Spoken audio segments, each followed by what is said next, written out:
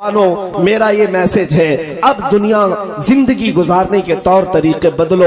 दुनिया तुम्हारी तरफ आस लगाई देख रही है। कहाँ है वो मोहम्मद अरबी के गुलाम, कहाँ है वो जो इज्जतों की हिफाजत करते। बच्चियों के चेहरों से आज नकाब हटाए जा रहे हैं, हिजाब हटाए जा रहे हैं। क्या तुम तमाशा बीन बन करके रह जाओगे? नहीं, बल्कि जुल्म के खिलाफ आवाज उठाने वाले का नाम गुलाम मुस्तफा हुआ करता है, गुलाम हुसैन हुआ करता है। करबला की दास्तान दोहराई जाए तो दोहराई जाएगी। हमारी गर्दनें जाती हैं तो जाएं, लेकिन किसी का खसारा नहीं होना है। इतनी बात याद रखे, हमारी गर्दनें कट जाती हैं हक की आवाज बुलंद होने पर। न मेरे घर में कोई यतीम होगा, न हमारी बीवियां बेवा होंगी, कुछ नहीं होना है। बल्कि तारीख बताती है इस्लाम जिंदा होता है हर करबला के बाद। अगर मिट भी गए, मौला तबारक व तआला हमेशा तुम्हारा नाम जिंदा रखता है, जिंदा जावेद बन जाओगे। इसलिए हक की आवाज उठाना, जुल्म के खिलाफ बोलना सीखो। घरों में मसलहत के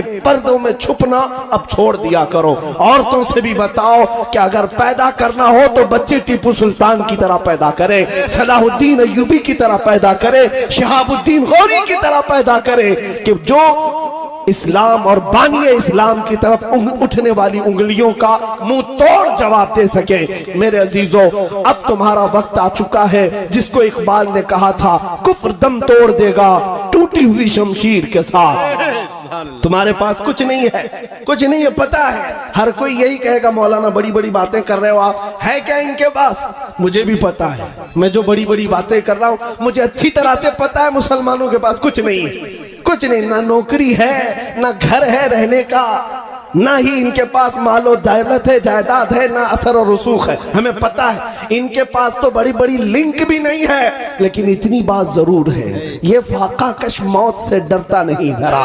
रूहे मोहम्मदी इसके बदन से निकाल दो। ये सारा यूरोप कह रहा था इनके पास कुछ नहीं है या कुछ नहीं कर सकेंगे, लेकिन फिर भी डर इस बात का था कि सीने में इश्क मोहम्मदी है। अगर ये बेदार हो गया, ये इश्क जवान हो गया, तो फिर हर ताकत को सोने पर मजबूर कर देगा। इसलिए मैं आपसे कहना चाहता हूं, सब चला गया तो कोई हर्ज नहीं। अपने इश्क मुस्तफा के साथ किसी के साथ समझौता नहीं करना और किसी के साथ सौदेबाजी ना करना।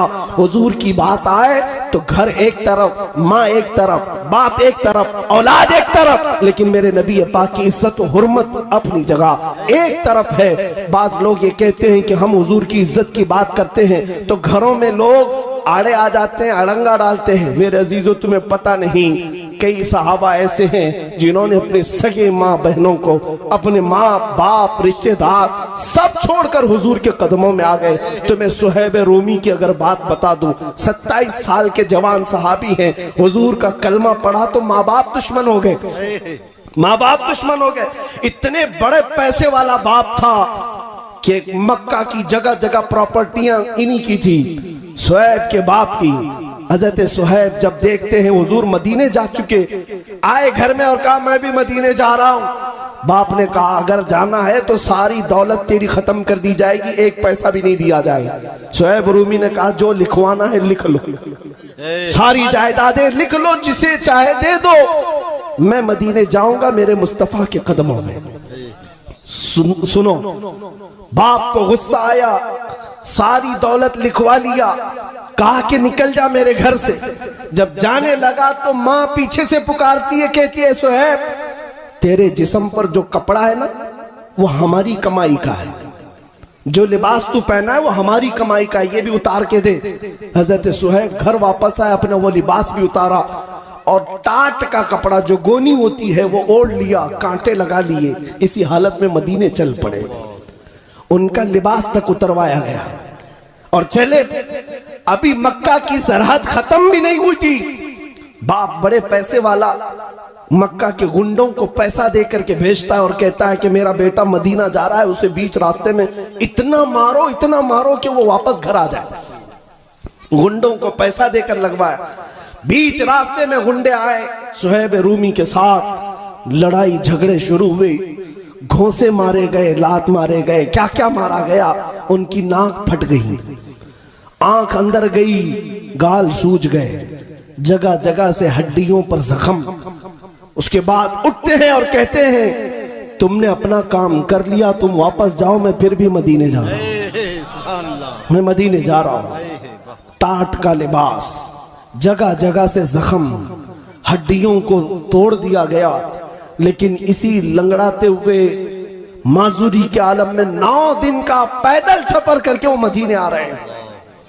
माँ बाप ने सब छीन लिया, रिश्तेदारों ने छीन लिया, लेकिन इधर जब आ रहे थे, रिवायत है कि मस्जिद नबवी से उस दिन शाम के वक्त मेरे आका बाहर निकलकर अपनी गर्दन ऊंची कर करके बार बार किसी का इंतजार कर रहे थे। साहबा ने पूछा, हुजूर कोई आ रहा है? हुजूर ने कहा, हाँ, मेरा एक दर्दमंद आशिक मेरी मोहब्बत में जख्म खाकर आ रहा। साहबा ने देखा वो कोई और नहीं, सुहैब आ रहे थे। जब वो करीब आए तो लंगड़ाते हुए आए, जगह जगह जख्म था, टाट का लिबास पहने हुए थे। जैसे ही करीब आए, मेरे आका ने उनको सीने से सीना लगाया, अपनी चादर उठा करके उनको पहना दिया, चादर लपेट दिया। चादर जैसे ही लिपट गई, शुएब के जुबान पर अब मुस्कुराते हुए ये जुमले आते हैं, कहते हैं, मेरे दोस्तों, लोगों ने मुझे मारा तोड़ा, मेरे माँ बाप ने सब छीन लिया, नबी पाक ने चादर क्या पहनाई, सारे जख्म काफूर हो चुके, सारे दर्द खत्म हो गए, मुझे कोई दर्द भी याद नहीं, कोई जख्म भी याद नहीं। वो सुहैब जिंदगी भर उस चादर को साथ रखते रहे, यहां तक कि अपनी वफात के वक्त भी ये वसीयत कर करके गए कि अगर मैं मरूं तो मेरे कब्र में यही चादर कफन के तौर पर पहनाना, इसलिए कि ऐ लोगों, जब सगी मां ने मेरे कपड़े उतरवाए थे, उस वक्त अगर मुझे किसी ने कपड़ा दिया था तो वो ताजदार मदीना की जात थी। अजीजान गिरामी, उन सहाबा ने सब कुछ छोड़ा था हुजूर के नाम पर। अगर तुम्हारी जिंदगी में कभी ऐसा मौका आए तो ये मत देखना ये 4 दिन की दुनिया को राजी रख सकूंगा, मौलाना के साथ नहीं जाऊंगा, ये राजी रहेंगे, कभी नहीं हो सकेगा, ये कभी राजी नहीं होंगे। अगर ज्यादा से ज्यादा इनकी दोस्ती चलेगी तो तुम्हारी कब्र तक, कब्र में दफन करने के बाद घंटा भर भी तुम्हारी कब्र पर कोई बैठने वाला नहीं। ये करीबी दोस्त, करीबी भाई भी तुम्हारे कब्र की तख्तियां बंद करके निकल आता है, मुर्दा चीखता रहता है, ऐ मेरे दोस्तों थोड़ी देर और बैठ जाओ, थोड़ी देर और बैठ जाओ, लेकिन तुम उसे कब्र में दबा करके आते हो, जानते हो एक सुराख भी रोशनी का नहीं होता, हवा की कोई खिड़की नहीं होती। उस अंधेरी कब्र में अगर कोई आता है तो सिर्फ ताजदार मदीना की जात आती, कोई नहीं आता, कोई नहीं आता। जिनके लिए तुमने यहां दुनिया में किससे किससे दुश्मनियां मोल ली, यही वो जवान दोस्त तुम्हारा लाशा उठाकर कब्र में अंदर दफना कर चले आते हैं। लेकिन वहां भी अगर कोई आ रहा है, वो मदीने का ताजदार आ रहा है। इसलिए जवानों, मुजद्दिद की बात सुनो, बरेली की आवाज सुनो।